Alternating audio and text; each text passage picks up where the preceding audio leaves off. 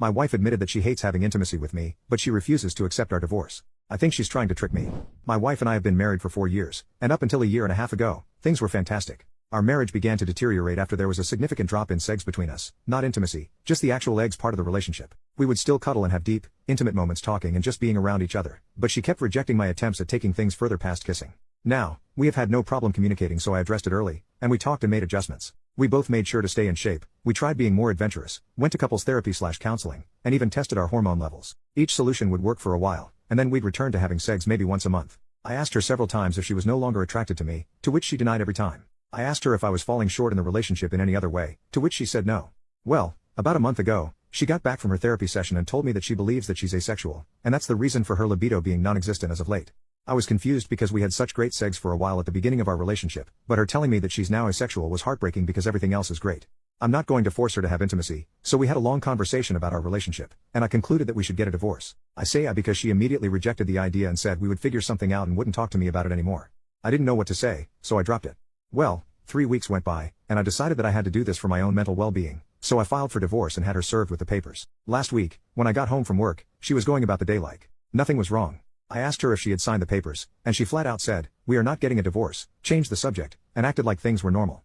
I thought this was crazy, so I stopped her and said I couldn't be in a marriage devoid of intimacy, and I mentioned that I was being incredibly fair with our divorce. She can keep the house we bought and paid for with cash, I'd take all of the debt, which isn't much, we'd split our savings and investments in half, and she can keep 2 of our 3 paid-off cars. Thankfully, we don't have kids. I love her and want her to be comfortable, and I have no problem starting over since I make a good income. But she won't budge or talk about the divorce. This brings us to 2 days ago. I get home and go to our bedroom and find my wife's friend in our bed naked. I immediately shut the door, apologized, and looked for my wife. I found her in the kitchen and asked what her friend was doing there, and she said that she was there for me. I put 2 and 2 together and said that I'm not having sex with other women in place of the woman I chose to marry. She was adamant about saying that I could sleep with her whenever I wanted and that her friend agreed to it. I couldn't believe things would get this far, so I returned to our bedroom and asked her friend to leave. I packed a bag, and I'd been staying at a hotel nearby since that night. My wife, her mother, and her sister keep calling me, but I'm just not interested in hearing what they say. This feels like a trick.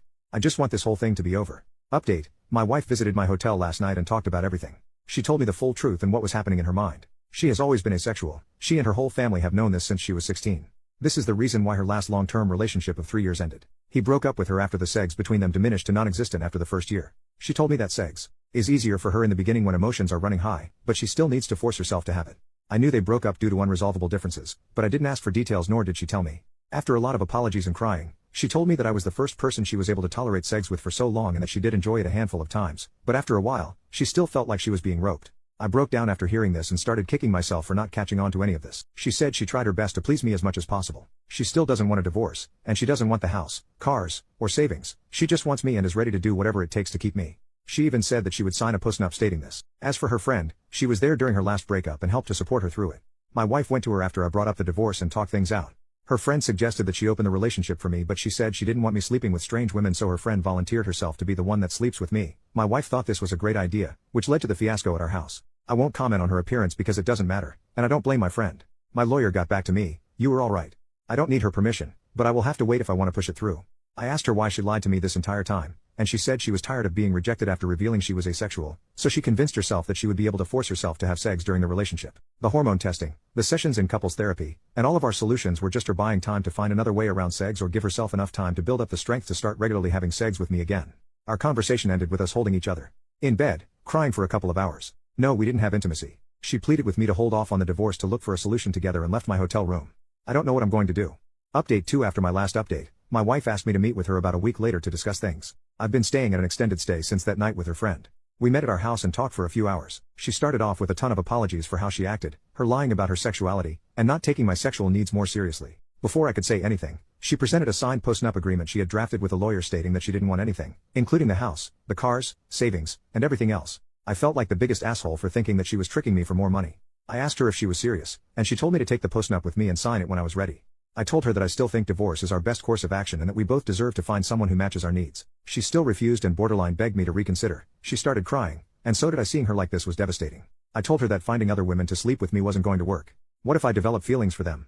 What if I get one of them pregnant? Do we expect her to get a termination? She said we'll figure it out as we go along and to please give her more time to work on other solutions. She set up appointments for sex and hormone therapy, and it's seeing a sex guru. It sounded like we were going through the same things again, but she was adamant and pleaded with me to wait. There were more apologies on both sides, and we kissed for a while before ending the conversation. Then I returned to my hotel that night. I tried texting her a few days later, but she didn't respond, so I called her dad. Her dad told me that she had moved back home and had been holed up in her room since our talk, so she called out of work. He told me she barely eats, bathes, or talks to him or her mom. He asked me what I would do, but I didn't have an answer for him. He just said he understood and would be here to talk anytime I wanted to. So I returned to our house, and some of her stuff was gone. The whole place felt empty.